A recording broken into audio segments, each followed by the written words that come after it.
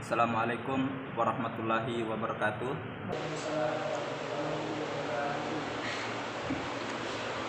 Innal hamdalillah nahmaduhu wa nasta'inuhu wa nastaghfiruh wa na'udzu billahi min syururi anfusina wa min sayyiati a'malina.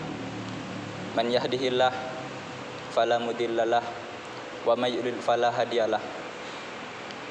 Asyhadu an la ilaha illallah wahdahu la syarikalah wa asyhadu anna Muhammadan abduhu wa rasuluh.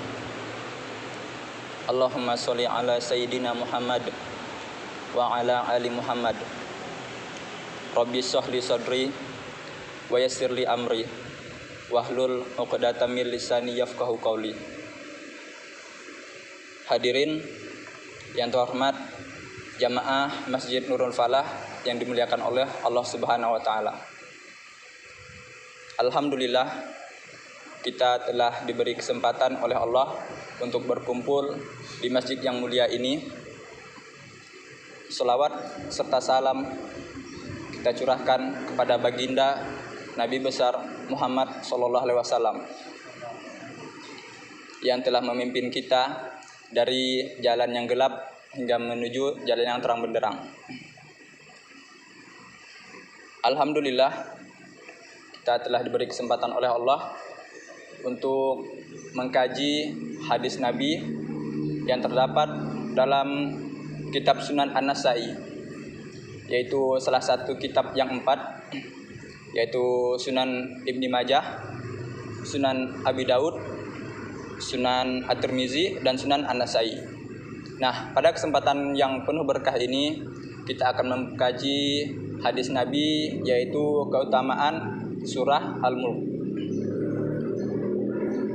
Surah ini diriwayatkan oleh sahabat mulia, yaitu Abdullah bin Mas'ud, atau sering kita kenal dengan Ibnu Mas'ud.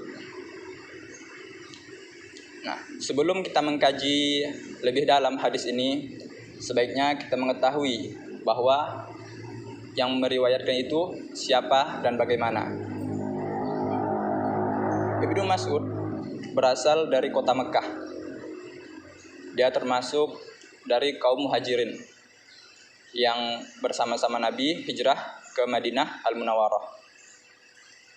Pekerjaan Ibnu Mas'ud saat dia masih kecil ialah mengembala seekor kambing milik Uqbah bin Abi Mu'id. Nah, pertemuan pertamanya dengan Nabi yaitu saat Nabi dan Abu Bakar itu meminta air susu kambing.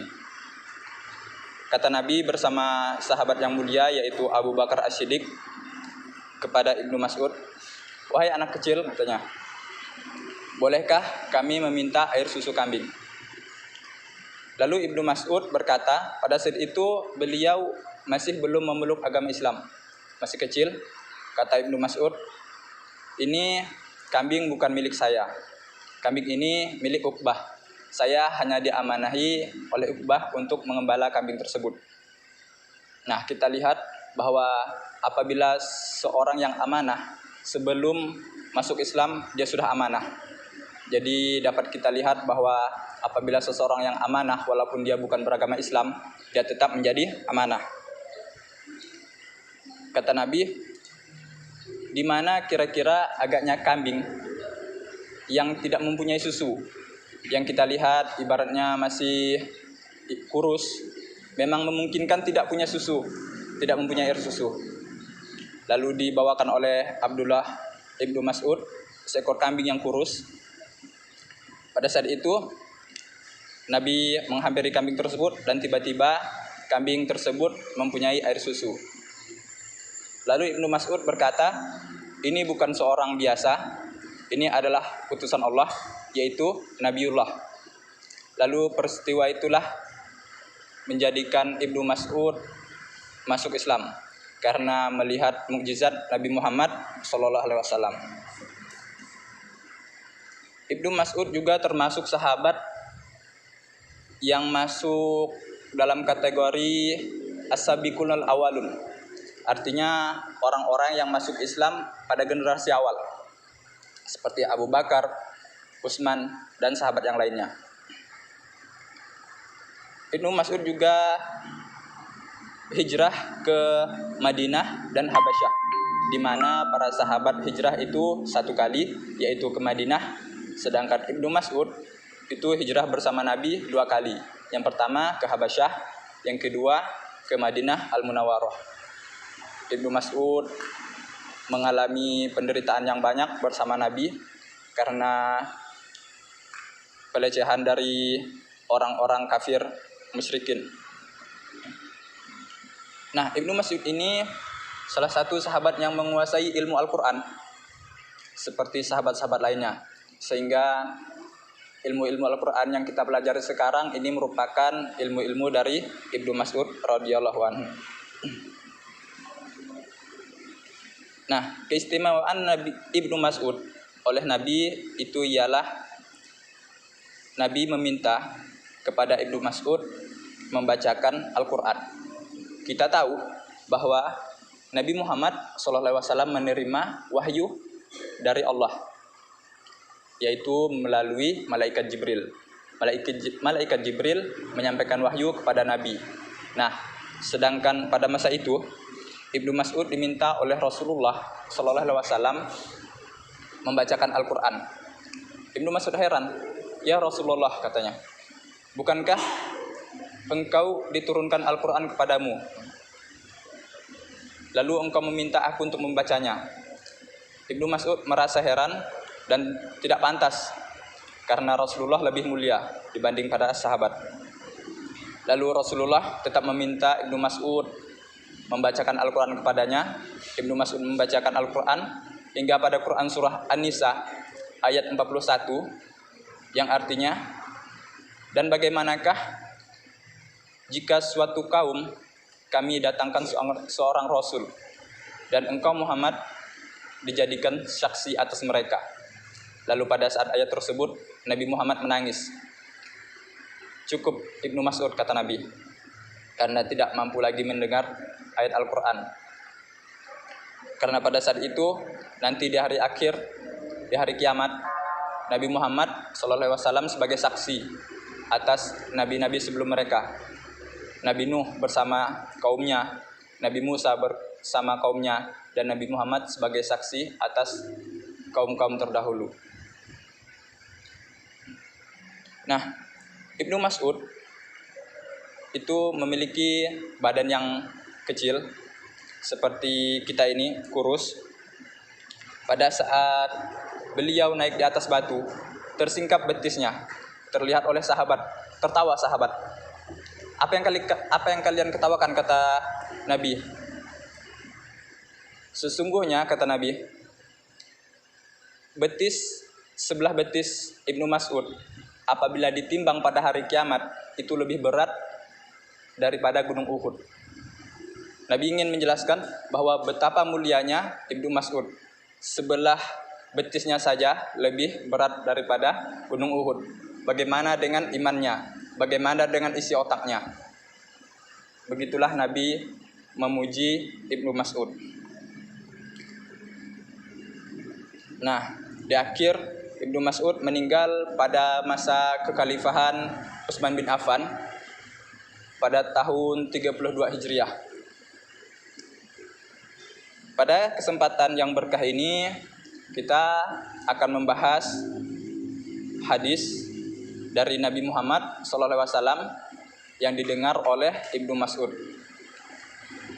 Apa kata Nabi Muhammad SAW di dalam hadisnya yang terdapat dalam hadis Sunan An-Nasai? "Man qara'a tabarakallazi biyadihil mulku." Barang siapa yang membaca tabarakallazi biyadihil mulku kullalailatin, setiap malam. Nah, di sini ditegaskan kullalailatin, setiap malam. Manahu Allah azza wa jalla bihamin azabil qabri. Maka Allah mencegahnya dari azab kubur. Nah, kita tahu bahwa biasa kita selesai sholat ataupun dalam keadaan tertentu, kita meminta kepada Allah untuk berlindung dari azab kubur. Pada kajian kita ini, kita meminta kepada Allah yaitu azab kubur, meminta perlindungan azab kubur. Nah, biasa kita hanya berdoa, dan pada hadis ini kita berupaya untuk berusaha agar terhindar dari siksa kubur. Apa kata Ibnu Mas'ud mengenai hadis tersebut? Kata Ibnu Mas'ud, kami dulu pada zaman Nabi Muhammad SAW menamakan surah ini ialah surah Al-Mani'ah. Al-Mani'ah artinya mencegah dari azab kubur. Nah, bagaimana jika orang yang membacanya hanya sekali, tidak tiap malam seperti yang disebutkan oleh hadis Nabi tersebut? Kata Rasulullah, sesungguhnya dalam kitab Allah ini, dalam Al-Quran, ada satu surah yang membacanya hanya satu kali, sesungguhnya dia melakukan amal yang banyak. Nah, jadi apabila seseorang membaca surah Al-Mulk itu satu kali, maka akan melakukan suatu amal yang banyak. Dia mendapat sebuah pahala yang besar. Jumlah ayatnya hanya 30 ayat saja. Itu pembukaan dari juz 29. Apakah ada kaitan antara Al-Mulk dan surah? Apakah ada kaitan Al-Mulk dan azab kubur tersebut? Apakah Al-Quran ini hanya mantra? Tidak ada kaitannya. Maka bukan hanya sekedar kita membaca, yaitu kita memahami makna dari surat tersebut. Yang pertama, ada 5 poin penting agar kita mendapat syafaat dari surah tersebut. Yang pertama ialah mensucikan Allah. Kita tahu orang Yahudi dan orang Nasrani itu berkata yang tidak baik kepada Allah. Contohnya orang Yahudi berkata tangan Allah terbelenggu. Maksudnya di sini dia ingin mengolok-olok Allah bahwa tangan Allah katanya terbelenggu. Yang kedua, Yahudi mengatakan bahwa Uzair merupakan putra Allah. Kita tahu bahwa Allah tidak mempunyai anak, seperti Allah sebutkan di dalam Quran surah Al-Ikhlas. Allah tidak mempunyai anak. Yang kedua ialah kita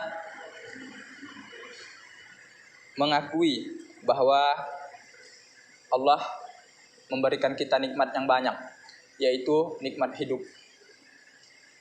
Saat kita membaca surah Al-Mulk, kita merasa bahwa bersyukur atas nikmat yang Allah berikan kepada kita. Yang ketiga ialah kita membandingkan diri kita dengan ciptaan Allah yang lebih besar, yaitu langit.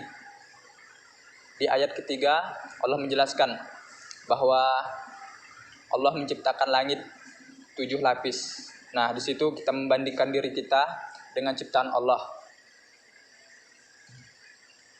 Yang keempat, Allah memberikan kita penglihatan, pendengaran, dan hati nurani, di mana hal tersebut tidak diberikan kepada makhluk selain manusia. Kita diberikan oleh Allah hati, pikiran, pendengaran, penglihatan untuk mengabdi kepada Allah Subhanahu wa taala. Dan terakhir ialah kita diminta oleh Allah untuk selalu berada di jalan yang lurus, tidak seperti jalan yang Allah murkai. Semoga apa yang dapat saya sampaikan menjadikan iman kita bertambah dan dapat membuat motivasi kita untuk membaca surah Al-Mulk tiap malam. Mungkin ini saja yang dapat saya sampaikan, kurang lebihnya mohon maaf. Saya akhiri, aku qouli hadza wa akhiru da'wana alhamdulillahirabbil alamin. Wassalamualaikum warahmatullahi wabarakatuh.